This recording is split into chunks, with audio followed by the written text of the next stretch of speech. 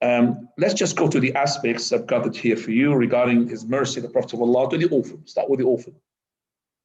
There's plenty of ayat in the Quran and plenty from the ahadith of the Prophet. Prophet of Allah, he said, Ana wa kafirul yatim kahatayn. I am the one who's looking after the orphan like these two.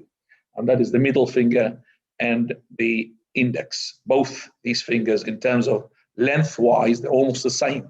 And in terms of distance-wise, there is nothing, no other finger in between.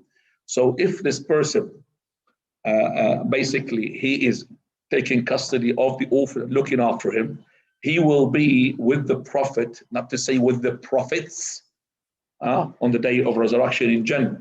So there is no better rank in paradise than being next to the best of the people. And that is the prophets. And on top of that, the head of the Prophet Muhammad sallallahu alaihi wasallam.